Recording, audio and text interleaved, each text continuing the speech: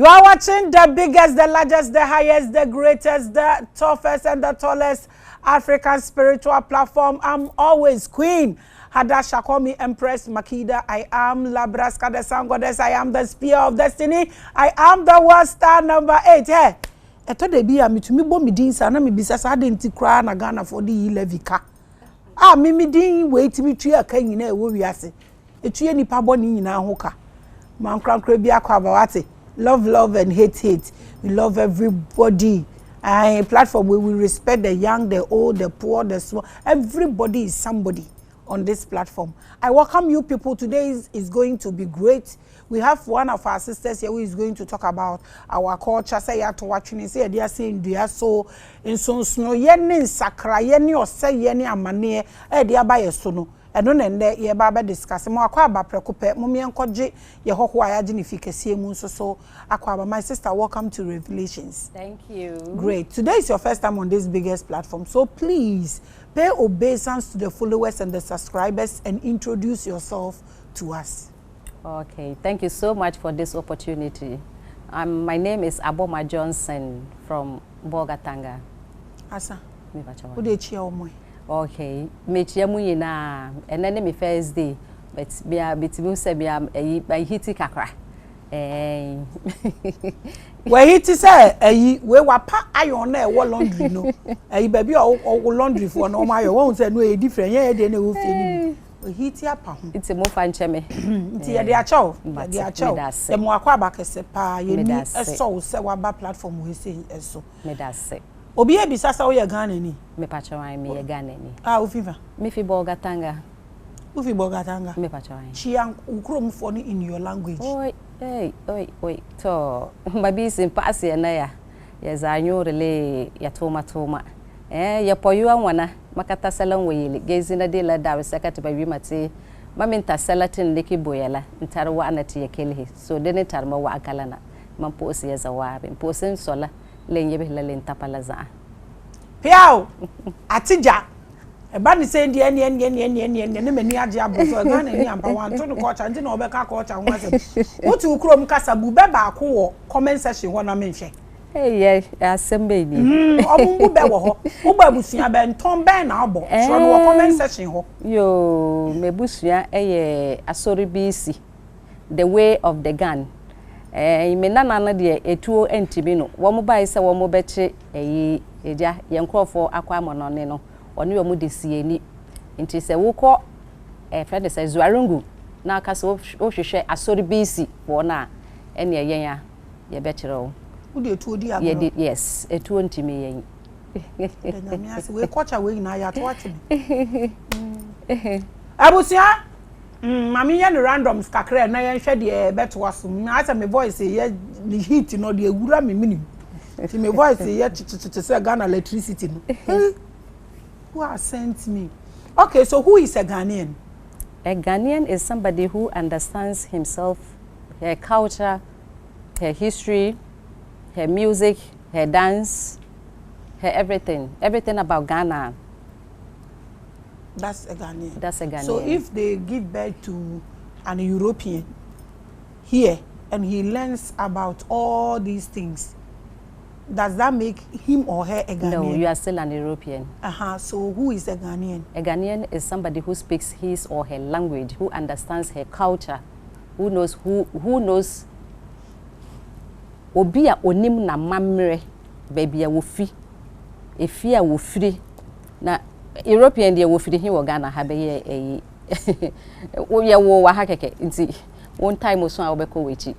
Na say Ghana ni any obroni European ni kowo akola so onu so ye den ni your friend mulatto no wo mo they are in between.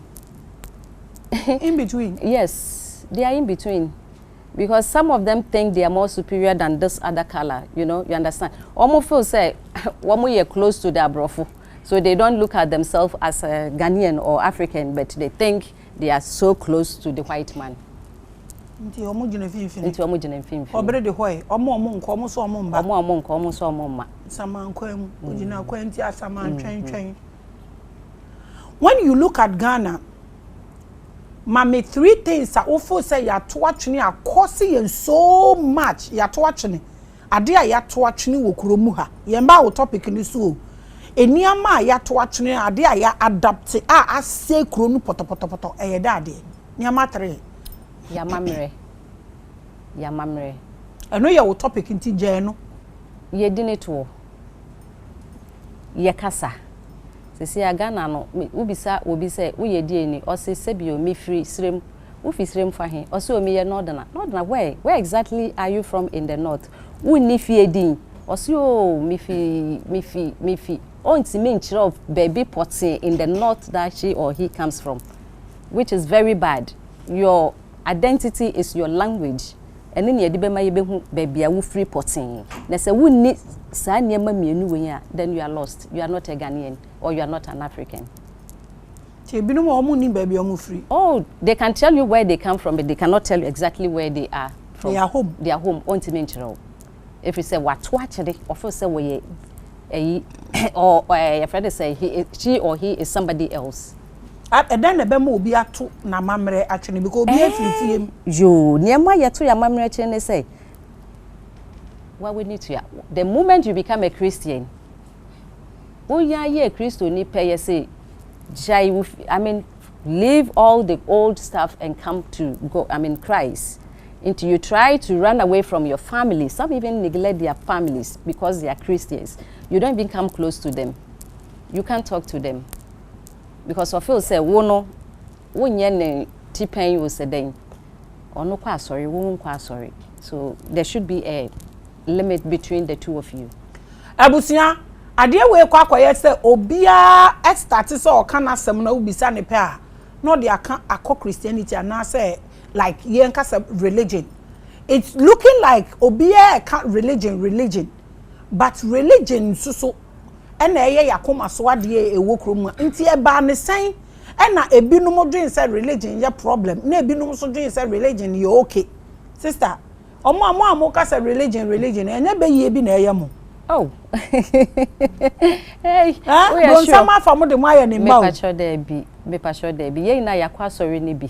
Amoa yen. Sebio me to kwan kakra me ko USA kakra. Na me koye me kwa sorry wo ho nso. Na sister, asema making wo be kwa sorry dem no. Wo hu abrante ana ketesi bia wa sorry dem. Emrewa ene nkokrafo na ya sorry dem no mu ma. Because there is no time, they don't have time to waste in the church. One more answer na dia sorry. One more answer no mo dia sorry bre yenyo. Yeti ha na ya nananom mo so mo nyame no. Na wo mu nimu yi Kristo sumu bia. Enye wo mo no mo de bae. Adan na wo mo ankasa no ensum wo ho. Na wo mo de abekekere yen wa ha. Yenso ye die ekire. Adan dia. Aha, e wo se wo bisa. Simply because they don't want you to think for yourself. Wo kwotena sorry dem 24 hours na wo bompaye na wo sufre nyame no enyame no manes wo se den na wo kwahwehwe na sorry dem no or the bebre wo ho. If you don't go out and then work for yourself, how do you make it when you go and sit in the church and cry for 247 for manes to come from heaven? Will it be possible? It has happened before. We are sure. Manna came from heaven. Have you read the Bible before? Are you also for you know go church before? Hey. Eh? We are sure. Ah, but our Bible. One got see where your friend is saying free. One sabeka.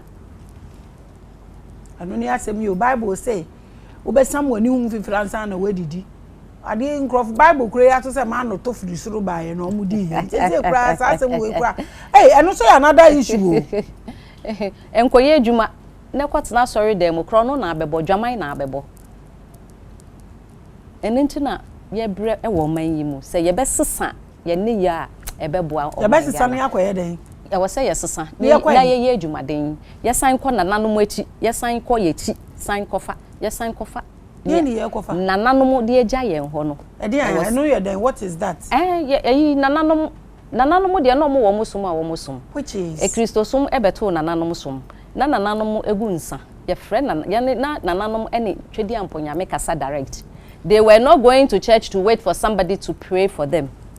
They bill na ye frɛ ye nyame deda ansana wo mo de o nyame bre yen ye ne jay unam onyanku nipa so no wahu nyame.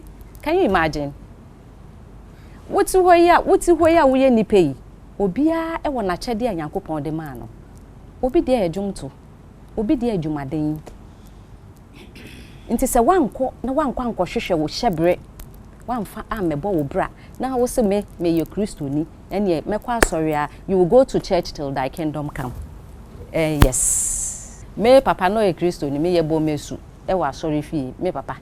Me mame, they were all in the church. They forced us, they took us to church. But some of us, when we were growing up, we realized, debi.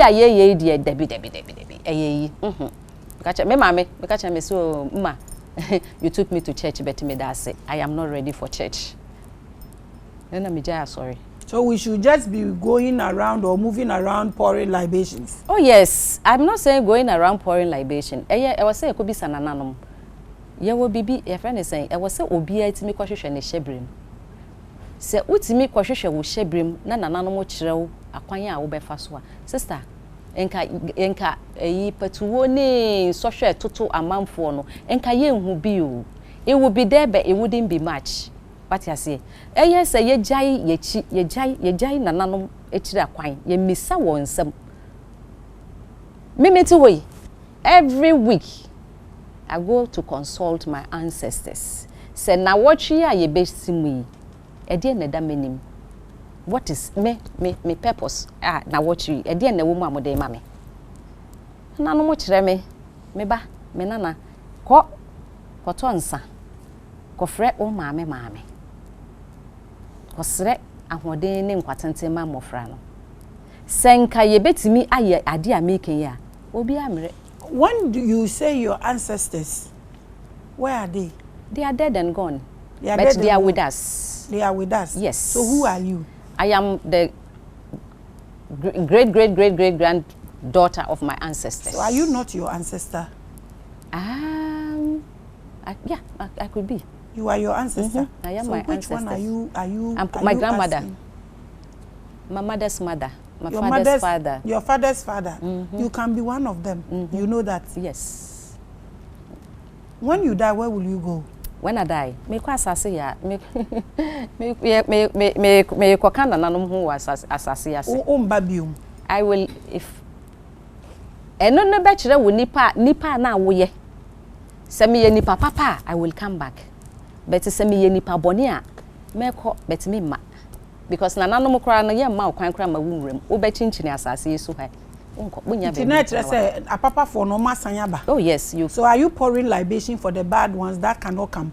Cause so papa for no wabada dadea, you don't need to pour libation for him or her. Oh, your friend is saying nananom no ye papa wom ene ye wa bone for eti se ne yeti he ya se na ye nipa dese ne ye papa ne ye boni na boni fo wum nti mi say me ti se asemesi no ye me nana no ye nipa boni ni me gunsa me mfrɛ because wonya hwe ma me wo be se no nti wo bobɔ omu nyina omu me bobɔ me nana no mu nyina dia wo pese wo bɔ me ti se wo bobɔ omu nyina di no omu aba hadada nti libation no pa unim ze de waka wo ase ho no obenum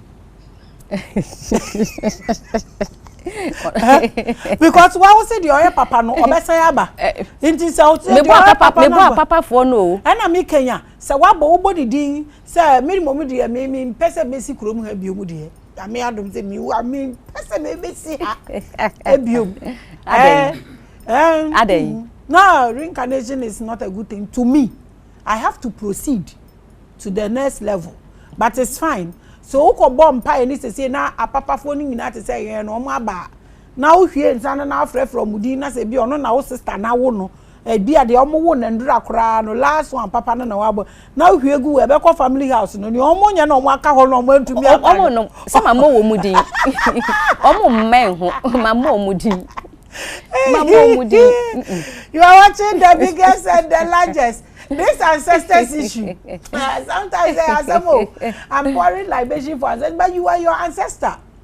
Because we just exit from this mechanism. The soul in us keeps coming back. Or befa another body, or who's a body na yemre. No, it's a Maame Grace, who's a near material what one me body need to me nyanya me yeni biom. Or befa different body. No abana rara na cause ancestors now mo bon pie mo no. I need someone to come and take us through that education. Ye hwiegu honom na sabonefo na aka wase wa wonum no won ho nyeze won be ha ya adwena. Wait, another question for another day. You are watching the biggest and the largest. Oh yes, I am the largest. I am the tallest. I am the greatest. OBPA Basru. Okay, so today we are going to discuss culture and the effect of foreign culture on Ghanaian culture. Culture nkwan na culture na oto nnwom na and I ebo ni din sa so there. So your sister ede yen ebe go through na ya hwede ewo mpacho, please take us through. Yo me pacho bebre your friend say ya mamre no yen ya to ye de na chene ene ya kofa foreign one ene ye den ye som no say wo hwe foreign culture say ya it doesn't prevent a man and man to get married, but yen ya mamre mu no obere mane be ma enware eye ade ana ewo ho na nanom mre so no na ye wo gay guys na ye wo gays ye wo lesbians, but na oma ma ho kwan me babia me free when they get to know that you are a gay woni onyanko be ma da, which means you are an animal, we are boy bi. Into what they do was they take you to the forest ni akoja wo ehurem. You are not a human being. You are not supposed to live among humans. Into yakoja wo a forest no abo bra wo ho. But eneno yakwa akofa obi na obi na culture aba be kan ye de ho e na ye wo human rights.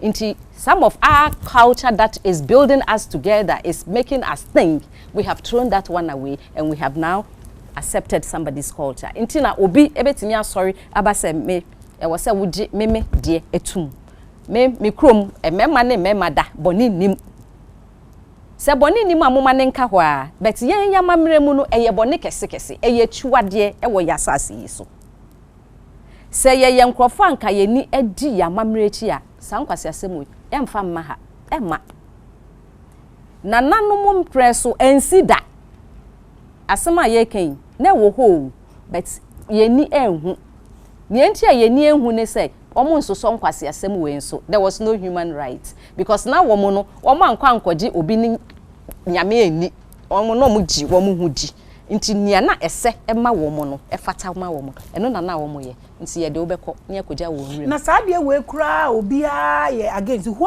are those practicing it? Omo practicing omo free he. Oh, there are a lot of people practicing because it. Christopher so omuchi, Muslim for so muchi, traditional worshippers suchi, and your culture. In so be no more practicing this microphone practicing no. Omo was set to be mu, and omo ye 8 years. Omo we. Omo ina ka ye ho. What I mean is where omo ka ye ho. Ye ebi eye titrufo. Omo ye Christopher mosque and traditional. Where are they coming from? Hey, there are some from traditional rulers. I mean, there are some that are traditional rulers, and there are some that are Christians. And as for the Islam, I have not heard about them yet. But these two, I know, me myself, I know somebody who is a traditional ruler, and he is involved in these things. Into you know, nipa sa no me ka say, enke wo say ye tu na de so, ana say enke wo say ye di ni sia de so mpo, because oye nimguase ni e de ma ne man. To aswe. Oye nimguase ni e de ma ne man. Nti say ye besan akoye ne ye mamra ni mu a e beboa ye. Kakran so a me wo kan ne say me hwe o how kese pa e wo ye kromu ha pa yen ya ye ka ho bi. Yen ya ye traditional leaders, ye leaders nanka wo so mutimi ka bi eboa no. If they are involved in these things, why neko ka bi amayen? And it is all because they are not there for the people. They are there for themselves. Obi wo ho a ono atro no se odi hene o so odi hema no odi hema. Me ubisa me say ohema why na wo so odi hema? It must be somebody that when the person is coming in, walking, you ne nancy and ne yo ne kasa ne bibia wo so akire se oye ohema. Sisi anentesa, we meet queen mothers and you ask yourself, is she a queen mother? Because ne ye enchire. Because obi ebi a wode ne sika na akoto. Enya advisable. Me meka say ye see him na wo hwe no na onim na mamre. And we say we see him no. There are a lot of queen mothers in this country that doesn't even know their culture, but they are queen mothers. Why? Why should it be so? Into na yen generation no atete mpansan because we one more was a woman chire and more fran chire ma no amamre no woman nim bebre tete nkonya no so they don't know. And I make kakra make can say or him any king, any queen mother who says I sit on a throne but I don't pour libation, that person I will say ye na dear so. If you say ordinary man for no abro, why would you be a leader and you tell me I am a leader but I do not believe in my ancestors? I don't pour libation. Sa konya na ate so na nana mo die o. Unim nipa don atena konya no so ma wo wa beto so. Nka wo ma ngunsa nka wo ba beto. Omo anye na pede ama na nka wo beba beto ana. Na ye de wesi so now say me de me kwa sorry. I'm a Christian so I don't pour libation. Se wo be di wo be kwa wa sorry. Na be di wahendie nso adi wahendie. Let's not mix the two together. It's not the best. It's not the best. And so be your hene. Na ose krom hofo nyina omo bia ho tono pepe. What you say sensuo no mu ni wa ma mu bi capitals what chese krom hofo de ne nsaso omu nyina so. But also me de mingu libation me Christo ni. Ono onyo hene papa. Na de obe pour libation no no so be di omanfo nani e. SANKOFA tu yen fa de yen. Sister wa bisa asem. Nia obegu nsa bedie ni no nananom ne ni bedi. Eya yenji ni se kama wo ho. Nia wo ye bia ketua ne da wani mu atwen o. Nti wo de ye na wo mre beso.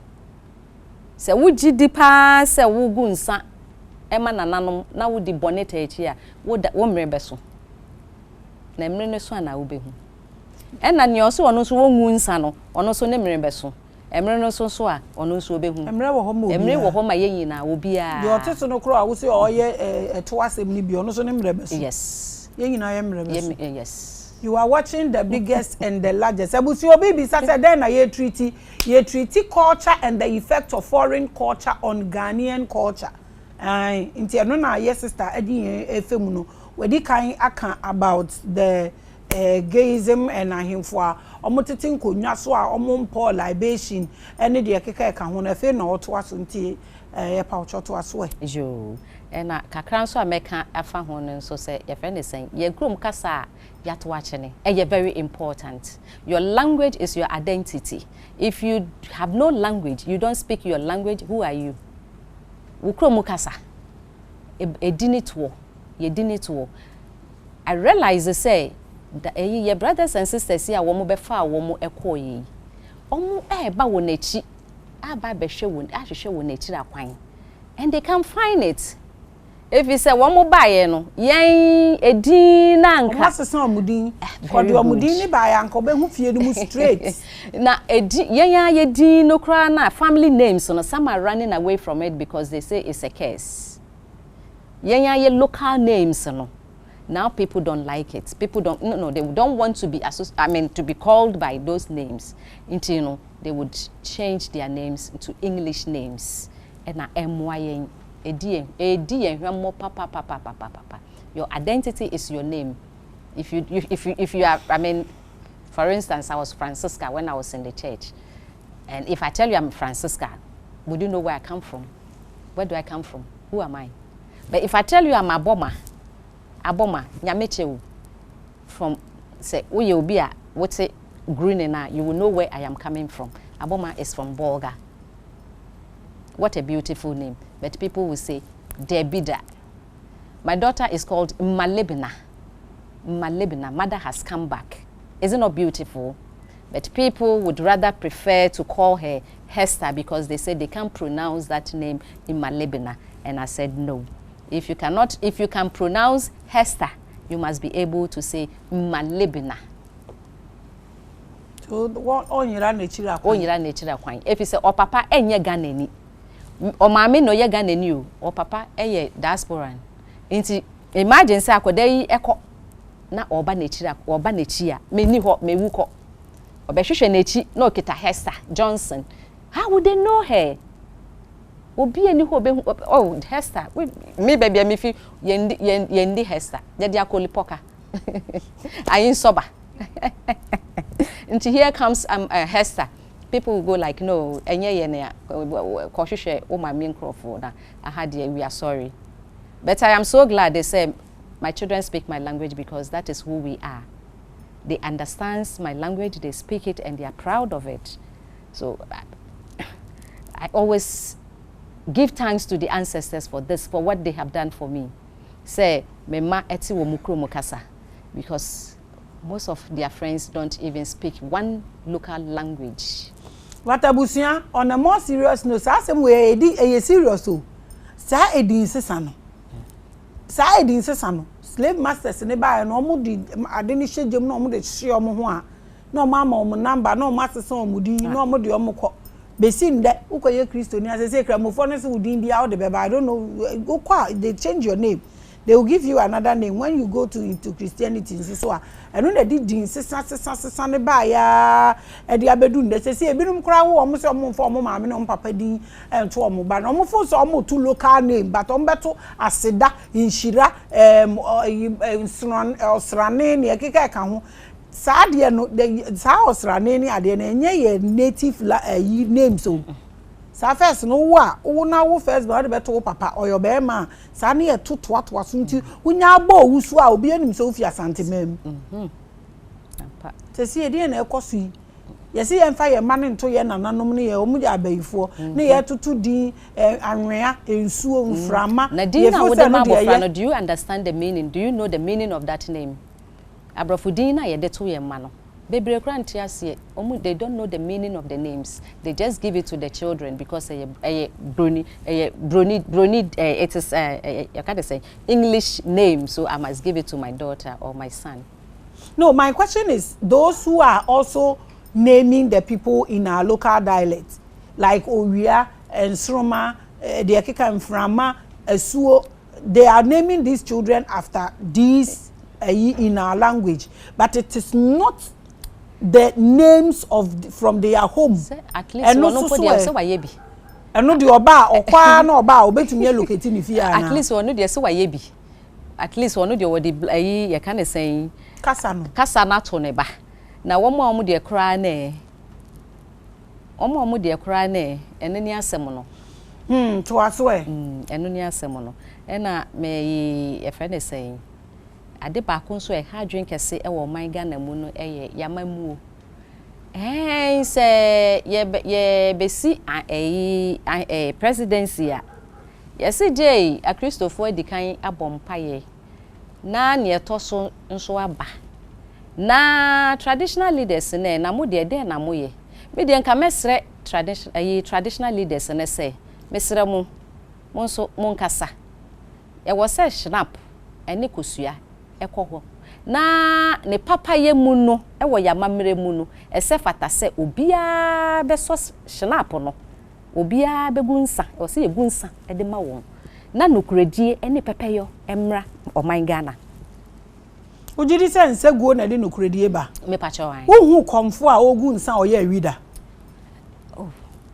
hu bi da wo mo wo ho pa so wo mo wo ho so why then do you say wo mo gunsa no na de nokuredie ba Omo wo ho na omo for how long do they last?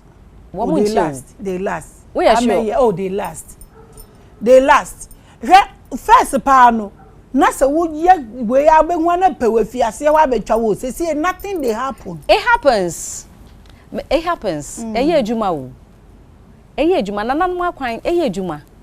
Se ne wo na wo kogu wo na wo koka wasemu nti asem a wo beka no eno na nanam so begina so de aye adwuma. Abusia, tell us about your encounter with any okomfo who poured libation with you and tell us your experience. We want to know. Because nowhere cool to me. Nowhere cool. Okay, ntino, yenfa nsanko nomna omu nyina nsom na omungu nsa. All the ministers. Omungu nsa. Ene jama mbe pon ochina. Omungu nsa. Sene ensa no baakofo na ejine mu agu ama won. Omu nyina na omama omunsa so. Omama omunsa so. Very good. Said omama wonsa so when they are swearing with the Bible. No mama omunsa so. No mo ye atame na me atame fo no de me wogidie wo mu. Pepepe. Sa pepepe ebe boa yen. Ediye beduru ekiri. Okay. Because friend is saying, say Bible no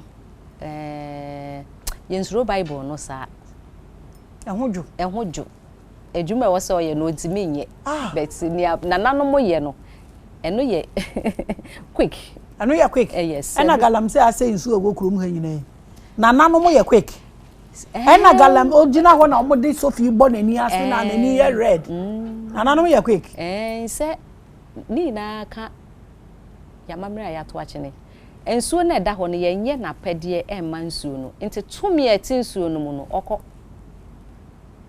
Ghana manya yete so sisie ya ye kasei rivers etwa ye ho ehye nyina tumi ko ana etimu no omukọ ehefa rivers ye twa ye so omukọ ehefa omukọ baby a omobenya aduane edi because Ghana ha no ye nye wona pede emma won why na asori akọ kwale o se kwale akogu akoma na aduane se ne maba nana je woniomanie hwese na ya ye kwale ya ye no fi poto we have no respect for nature. Meko Benin, all the rivers in Benin is clean because the people worship or they worship them. Inti se uba Ghana na aka say ade ena ya galamsey say ye rivers na nananom ntimi nkoma yen. Omo ntimi nkoma yen every say ye jai won. Nobody talks about them. Ye wo a ububefu ubeko uma mi nsuo me wo ho uma mi nsuo. You don't feed me. How do I survive? I have to relocate to somewhere that people would acknowledge me. Can you leave your children because they don't give you food to eat as a human being? Sometimes it is very difficult. But for how many years now? 60-something years after Kwame Nkrumah edi independence maye. Na Nkrumah no ye traditionalist too. Inti ono na ogunsa oye wona pedie. Na oma be echire nyina menim said na Rollins so ye be woma be echire nyina menim nia oye fiti hwan abreso ayi Kwame Nkrumah and I'm say Rollins so na Rollins was somebody who believed in nature, who believed in his his ancestors, so he was doing it, I'm sure. But won na maka nyina obi aba o say ye ko bompaye we he where are you going to pray? To who? To that white God? To that white Jesus who didn't do anything for us? Oh, Now Russians are saying the Jesus we know who came is black. They are telling us now. Yes, it could. No correct. They said human beings started right here in Africa. We were the first people. Until so kase omokase nyankopon bibini I don't. You have to come to the ancestral wall and learn because Mother Eve, mother of all humans, is a black woman. That is where we get the people confused when the Christians comes. Now they ask, are you sure? Are we sure saying? You believe Eve is the first woman on earth? Yes. How old is the world? My husband will tell you when he comes in. He is a historian, that's his work. That's what he teaches the children. So to you, if you say Eve is the first woman on earth, then you are saying the world is 2,000 years. Yes. Is that what you believe? The world is older than your friend is saying. They say, you are saying, I was told, say, before then you migrate to, your friend is saying, Europe and then for. And because of the weather, things started changing. The nose started forming, the eyes, the hair started changing. So before you be another white but they will not, yes, they won't accept it. But let my husband come and he will tell you more because that's his field. That's what he teaches. I will want to ask him lots of questions. He will tell you everything. He's got a lot to tell. And they to Ghana for way. So you call labation. Na labation you did na airport. Shinap. But me I prefer akpeteshi. That is what our ancestors know. Says shinap you dey foreign shinap. I feel obia koto foreign. Na ni ye no awa he dey yempe. We should focus on our akpeteshi, our local drinks for pouring of libation. Yo, to Ghana for way. Yo, minim say asemi dey so. I know minim one more beka say, "Hey, mami, we are sure modoso." But kakra meka ne say Ghana nang aginsem atetem aptete. Yansan kwe yechi o, ya mamre hu hia. ye di ne to ye kasa ye duane die ena wo bekọ Ghana ni fie wo se me to za fimpo de minim I don't know but me fie ma kire me ma sabo ene beto zero yes wo mu ni mudi nti me pamocho muma yenko ye chi ni entete ye mani yi ebeboa yen ebeboa wo ebeboa me ebeboa oman Ghana besen nya ne ntoma pa efra efise yamamre ehu hia pa medam yamamre hu hia pa abusia the announce so wote ye nu enu nie. Thank you so much for coming. We appreciate you. Thank you so much. Thank you so much for watching the biggest and the largest. Ne fire na kwose mi minim nti afa na mi ko yi apie.